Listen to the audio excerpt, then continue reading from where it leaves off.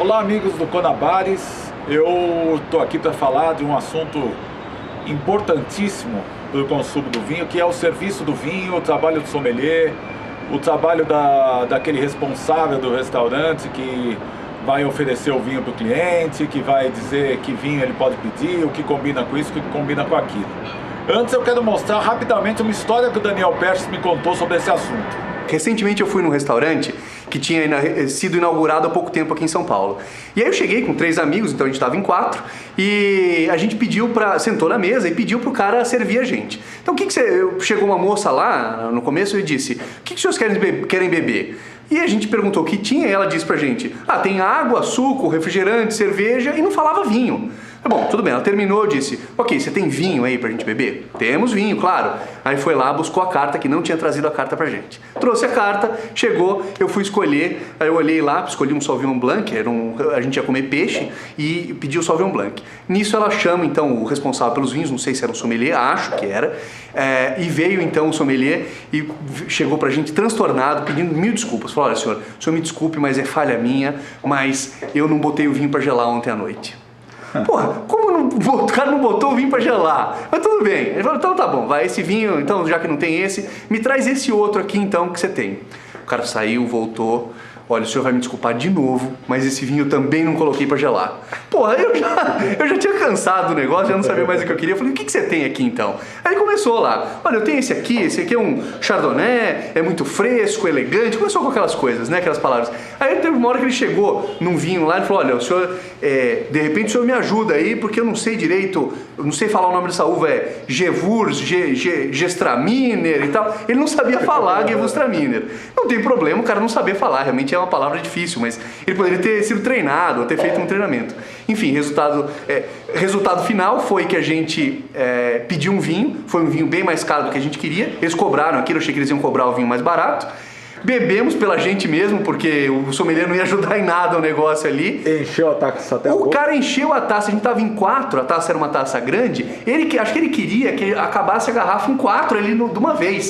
Então ele começou a encher a taça, cara. E eu tive que mandar ele parar, porque o cara não parava. Que coisa impressionante, hein? Todo mundo já deve ter passado por isso acontece demais. Como também acontece um serviço excelente em muitos lugares. Eu tenho a oportunidade muitas vezes de levar produtores de vinho, gente do mundo do vinho, da Europa, dos Estados Unidos, em alguns restaurantes, e sempre eles falam que o serviço no Brasil é impecável. Mas isso é impecável em alguns restaurantes, né? Como se consome muito pouco vinho no Brasil, em muitos lugares acontece o que você viu agora o Daniel contar aí nessa entrevista que ele deu para mim. Eu conversei também com o Walter Tomasi, que foi professor da SBAV para sommeliers, e ele falou sobre esse assunto, justamente sobre esse assunto da educação do sommelier e do trabalho dos sommeliers. Pois é, eu acho que falta um pouquinho de cultura e de educação. Na verdade, eles aprendem o básico e já acham que conhecem absolutamente tudo. E a gente sabe muito bem que o mundo do vinho é um negócio extremamente dinâmico, a coisa muda todo dia. Ninguém sabe tudo, né? Pois é, isso que eu digo. Eu sempre me considero um eterno aprendiz. Então, eu acho que é uma questão cultural. O nível é muito baixo e quando você tem essa oportunidade do cara mostrar o conhecimento, o cara extrapola. A gente vê que tem sommelier que participa, que está ativamente nos eventos e esse ganha um pouquinho mais de corpo. Mas tem também muita gente que está lá e de repente o próprio dono do restaurante não deixa o cara frequentar as coisas, que o cara fica com aquele básico e parou por ali e se acha sommelier. Às vezes o cara tem medo, vai com a namorada, tem medo de pedir um vinho, pede logo uma cerveja, né? Porque ele não entende. Não tem a menor dúvida, porque a coisa fica brava, né? Sobre esse tema da goleada que o vinho leva da cerveja, eu conversei com o sommelier do Haskell. O Haskell é uma rede de restaurantes que tem restaurantes em São Paulo, Rio de Janeiro, e onde o atendimento e o serviço de vinho é muito bom, muito bem feito. E com clientes do vinho, clientes que não são do vinho, que são da cerveja, que são de outras bebidas. Por isso o sommelier é uma figura importante, uma figura que pode desmistificar, uma figura que pode ajudar o cliente a escolher uma harmonização ou simplesmente servir o que o cliente quiser. Vamos ver a conversa que eu tive com o Alessandro. hoje no restaurante recebe tanto pessoas que já estão iniciadas na cultura de tomar vinho, ou pessoas também que já estão avançadas, né? Pessoas que estão começando e pessoas que já estão há muito tempo já nessa área, já tomando vinho.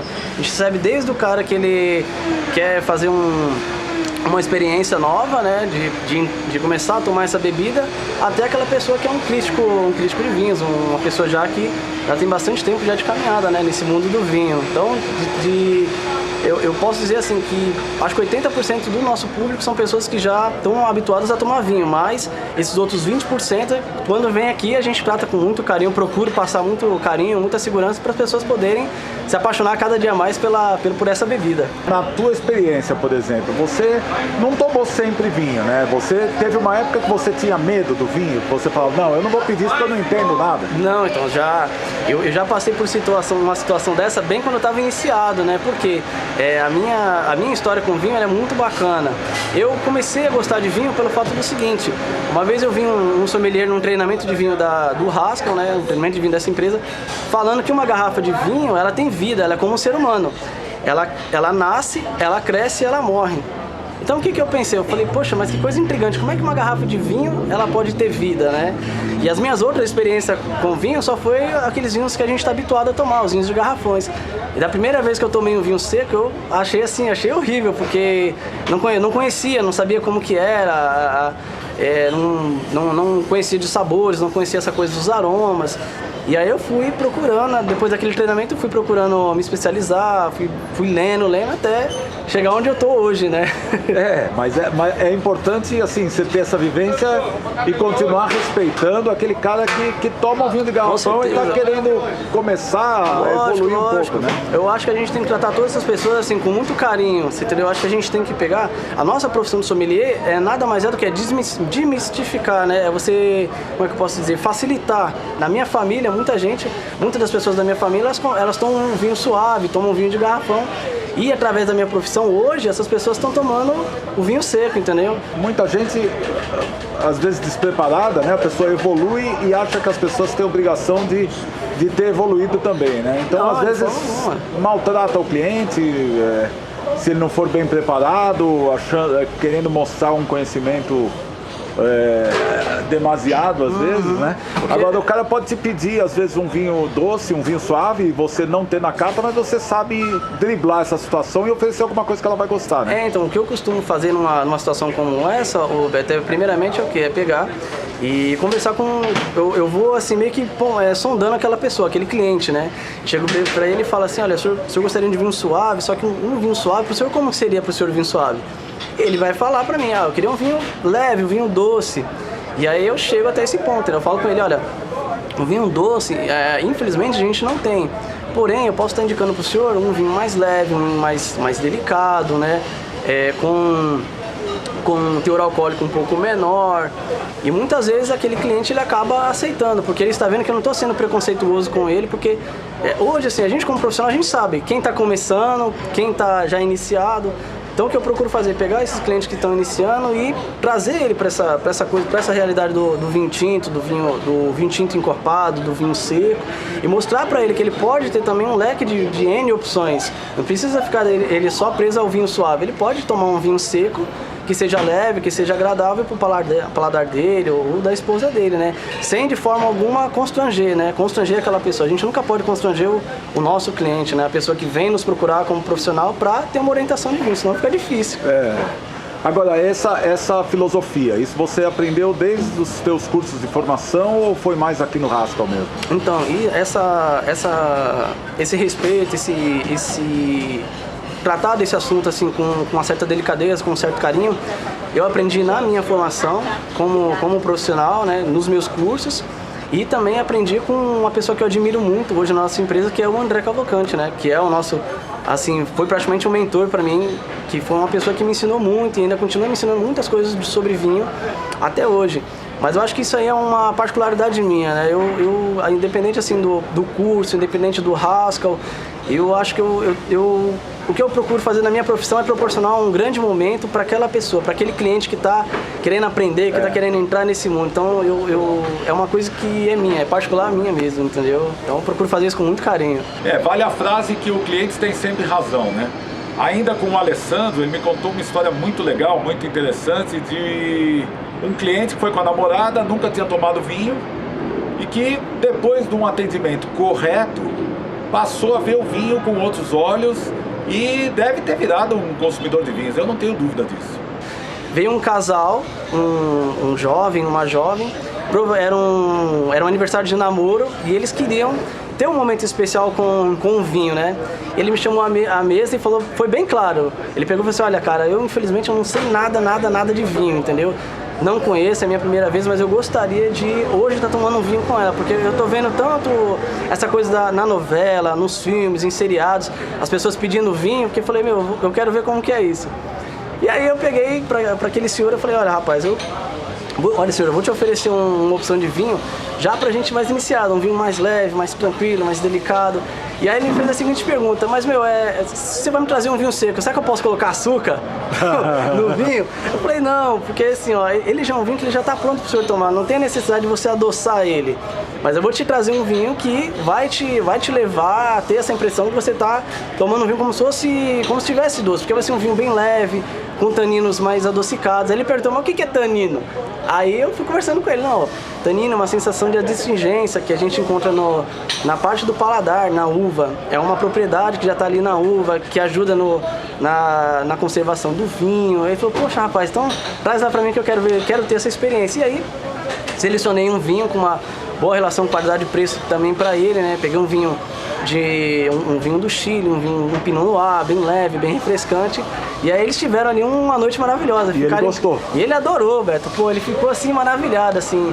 Depois no final ele foi lá, me chamou na mesa, agradeceu, falou, olha cara, hoje você realmente fez a gente ter uma noite bacana, queria te agradecer pelo carinho e se eu podia voltar mais vezes. E aí pediu um e-mail pra gente estar conversando sobre vinho e tal.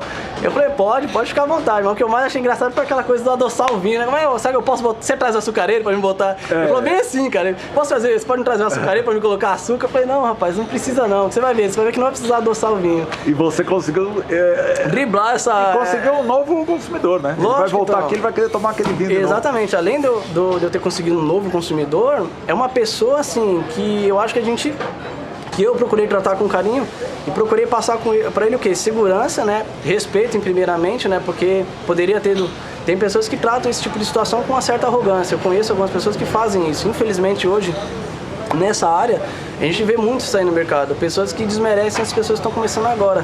Isso não deve ser feito. Você não deve olhar para o teu cliente, para o teu amigo, para o teu consumidor final, enfim, seja onde você esteja, num jantar, num restaurante, dessa forma, olhar por cima. Não, você tem que pegar para aquela pessoa, acolher, explicar, entendeu? Porque eu acho que a maior coisa que me levou a ser sommelier é a oportunidade de eu fazer isso, de eu estar ensinando e ajudando as pessoas, entendeu? Que é o mais bacana da profissão. E esse acho que é a maior dica que você pode dar para um sommelier, né, que está começando. Com certeza. Hoje, se eu fosse dar uma sugestão, uma dica para uma pessoa que está começando agora nesse mercado de vinho, como sommelier, principalmente, que é uma área que tem, graças a Deus, tem crescido muito, tá uma coisa muito esclarecida, seja simples, seja humilde, entendeu? Ensine as pessoas, né? Procure, assim, sempre ler, sempre se informar, degustar bastante vinhos também, para você poder converter isso aí nas outras pessoas, passar o teu conhecimento para as pessoas, né? Não seja uma pessoa egoísta, entendeu? Não queira guardar tudo para si, porque dessa terra aqui a gente não leva nada, entendeu? A gente tem que passar conhecimento, entendeu? É a coisa mais bacana que tem no mundo, é isso. Quem também pode passar muito conhecimento para os sommeliers que estão começando, ou até para os experientes, é a Eliana Araújo. Ela trabalhou em diversos restaurantes, ela tem uma loja hoje nos Jardins, ela já teve pesquisas importantes sobre variedades diferentes, variedades desconhecidas do mundo do vinho, e ela tem um monte de dica que os sommeliers vão gostar de ouvir. Olha, o que eu sempre falo é o seguinte, eu acho que uma das pontos fortes do meu trabalho nesses 15 anos foi desenvolver cartas muito didáticas. O que é isso? Você tem que ter informações precisas para o seu consumidor, ou seja, o nome do vinho, o nome da uva que está presente ou das uvas que estão presentes naquele vinho, safra, produtor e o preço. E se for possível, se a carta permitir na diagramação alguma coisa, 1 ou 2 linhas com um breve comentário ou uma harmonização para aquele vinho. O porquê? Aí a pessoa pode falar, então se eu fizer isso eu não preciso de um sommelier. Pelo contrário, você vai precisar ainda mais de um profissional competente para que faça essa produção dessa carta. Só que em contrapartida você ganha porque você não intimida o seu cliente. Aquele cliente que de repente não faria uma pergunta, né? Qual é esta uva, qual é a origem disso, com que harmoniza, ele vai abrir a carta e ele vai se sentir confortável na hora da escolha. Então, o que eu indico para quem está começando, fazer um exercício de ter uma carta de vinhos, montar uma carta de vinhos e às vezes não necessariamente porque ele esteja trabalhando num restaurante, enquanto até ele seja um estudante do vinho, que ele monte uma carta. Ele vai reunir ali catálogos de 5, 10 importadoras e ele vai fazer um exercício de montar uma carta de vinhos. Apresenta essa carta de vinhos para diversos amigos, para distintas pessoas, pessoas que gostam de vinho, que não gostam de vinho, para sentir a reação das pessoas, né? Então, assim, esse exercício é um excelente exercício para quem gosta de trabalhar de forma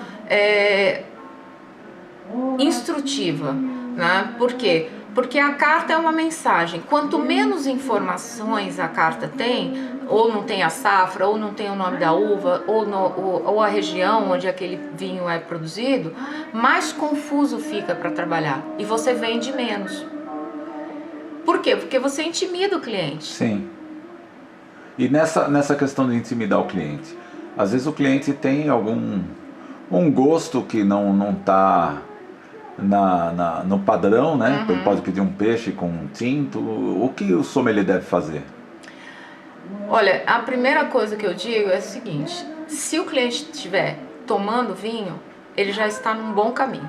Independente se ele vai associar um Cabernet Sauvignon com uma ostra, que eu já passei por isso, né? Do cliente pedir uma travessa de ostras e falar, por favor, me traga o meu Cabernet Sauvignon. Senhor, mas não seria interessante o senhor harmonizar com um champanhe ou um espumante? Não, eu gosto de Cabernet Sauvignon. Ponto.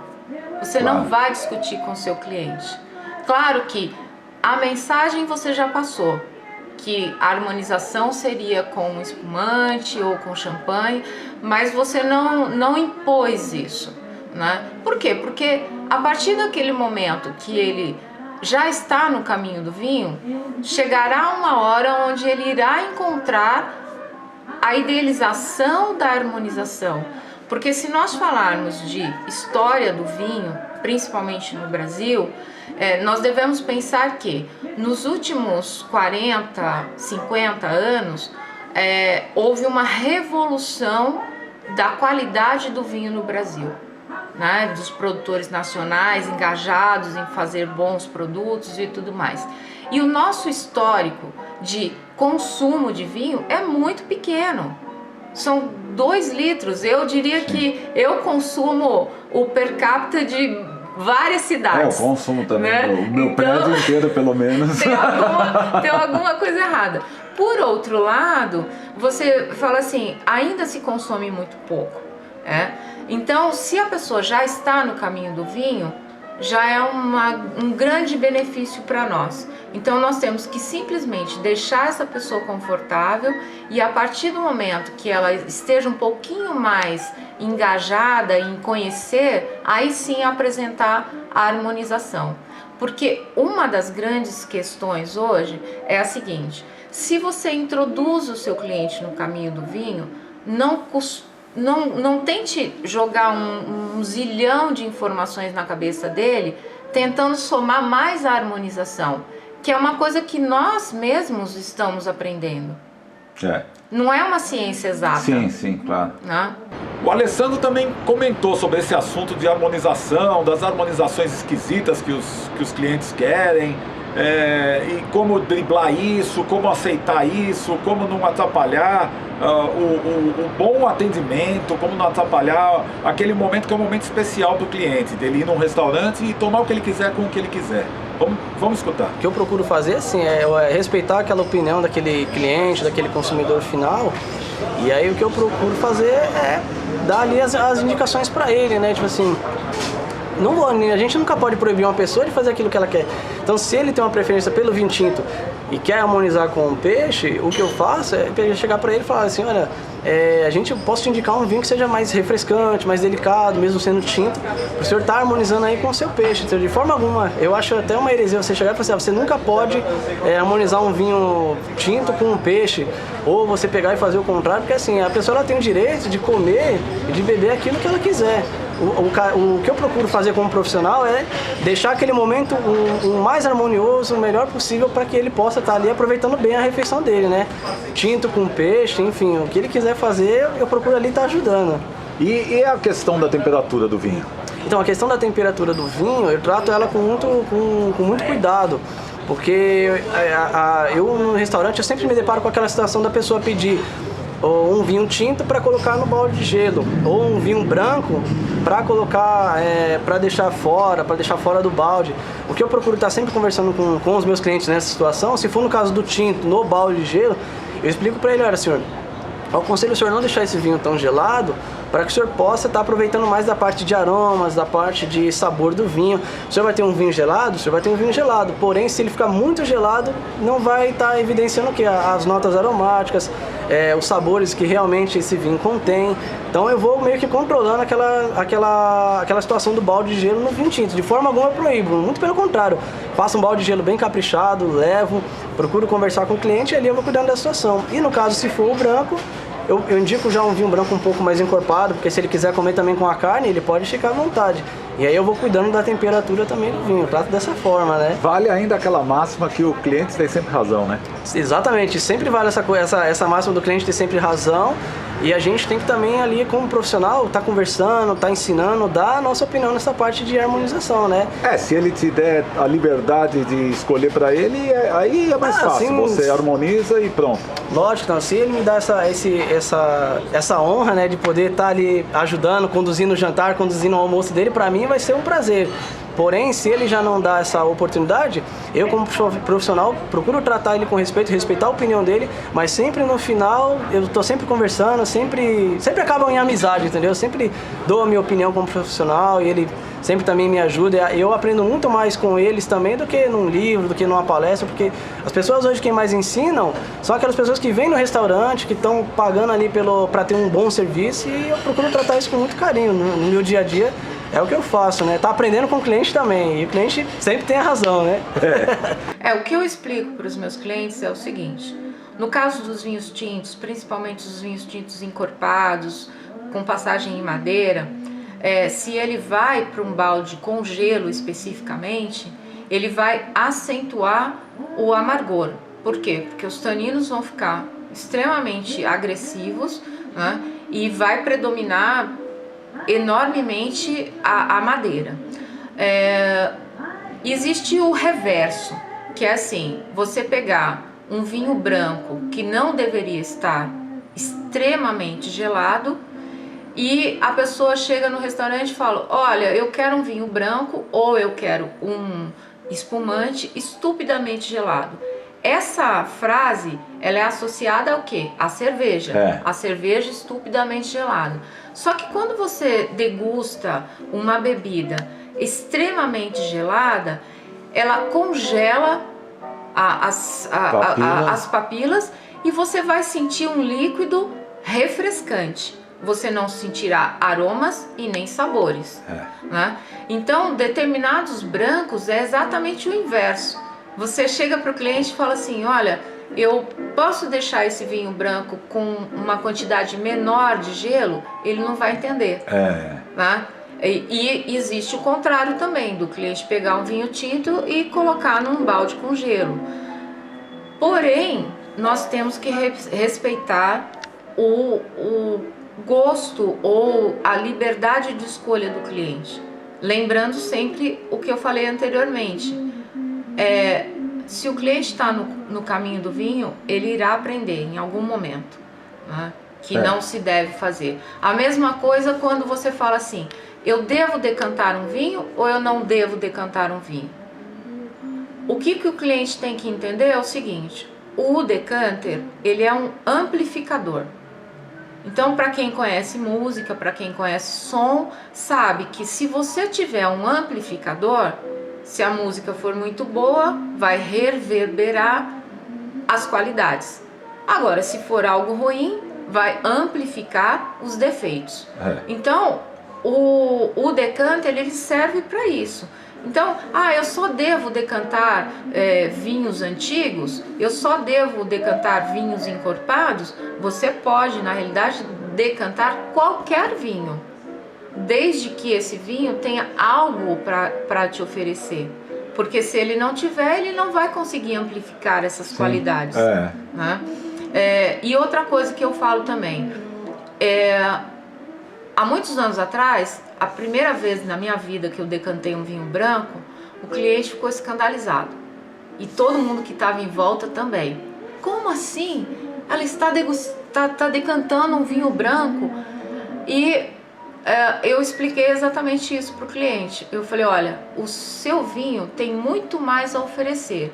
E eu vou colocar num decanter e ele vai amplificar as suas qualidades. E o cliente duvidou um pouco na hora, mas depois de 15, 20 minutos, aquele branco, que era um grande Borgonha, realmente aflorou todas as qualidades que tinha. Então as regras estão aí para serem quebradas.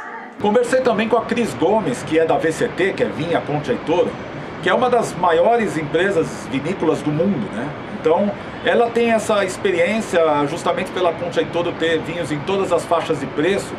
Ela vê a necessidade, principalmente no Brasil, de simplificar o vinho. Existe algo assim mitológico em torno disso, algo que não precisa ser assim. Acho que as coisas elas podem ser mais simples, né? A gente tem um profissional dedicado a isso em alguns restaurantes, que é o sommelier, que tem a função de fazer isso. A gente hoje tem uma função distorcida, um conceito de sommelier distorcido aqui no Brasil, né?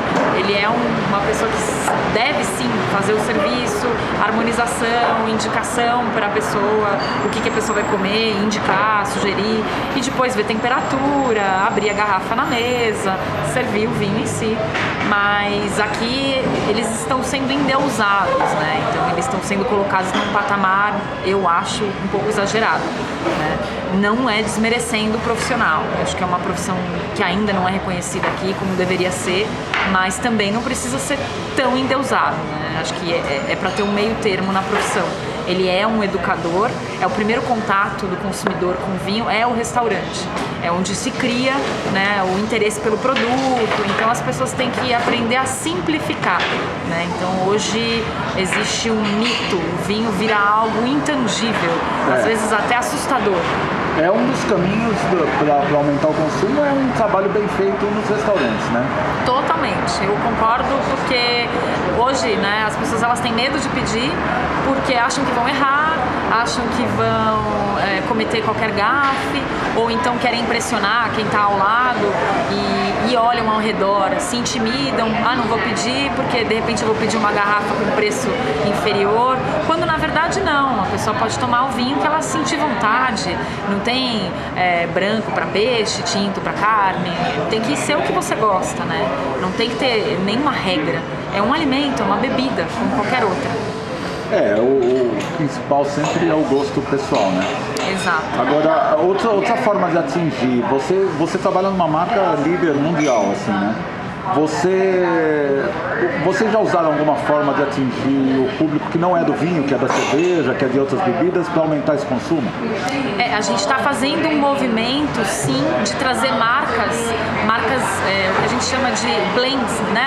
As marcas mais simples, para atrair esse consumidor. Então, a gente tem algumas marcas hoje, como o Devil's Collection, que é uma marca, um lançamento do Casilheiro del Diablo, tem o Fronteira Specialties, que são blends, ou seja, um vinho feito com diferentes uvas, que a gente nem divulga quais são essas uvas, exatamente para facilitar, para um consumidor descomplicado, para um jovem, para atrair essa pessoa, para ela não ter problema de olhar lá no rótulo, ver escrito Cabernet Sauvignon e falar, putz, isso é nome de uva, isso é nome de vinho.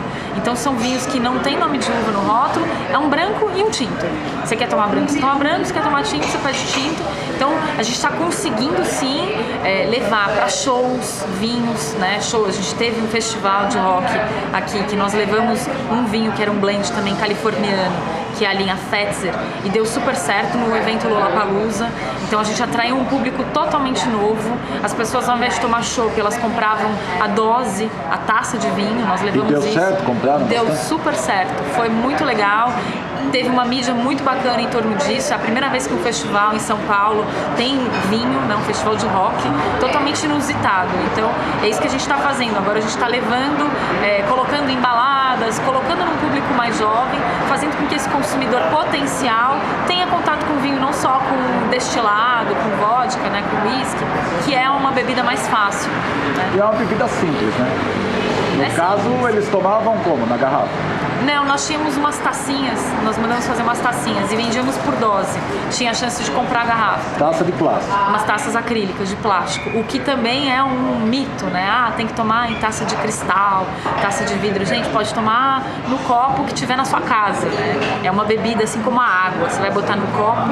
É óbvio que as taças têm um porquê, elas foram feitas e desenvolvidas. Se tomar um grande vinho, você vai querer uma grande taça. É óbvio, né? Mas se você comprar um vinho simples e você não tiver taça, o que você faz? Não tem problema, tem copo de requeijão em casa. Legal. Pode tomar no copo de requeijão, no copinho de extrato de tomate, não tem problema, copinho de plástico também. A bebida é a mesma, né? Obviamente as taças foram desenvolvidas sim, porque existem vinhos que respiram melhor, entram na sua boca de uma maneira diferente quando a taça é a correta. Tem sim um benefício, óbvio, mas não é um impeditivo. Não tenho taça, não vou tomar vinho, de maneira nenhuma. O importante é tomar vinho. Exato. Temos que disseminar a cultura do vinho. É claro que ninguém vai pegar um Romanée Conti, um Chateau Petrus ou um grande vinho que você gosta muito e vai tomar de qualquer jeito. A pessoa quer uma taça especial, a pessoa quer aquele clima, aquele ritual todo. Mas isso não acontece sempre. Você pode tirar a cápsula de qualquer jeito, você pode também abrir o vinho e tomar com o que você tiver. Você pode ter uma taça normal, uma taça de tinto e de branco, uma taça de requeijão, uma taça ISO, que é aquela própria degustação. Pode ter o que for, uma taça de plástico. E se não tiver nada, saúde para vocês.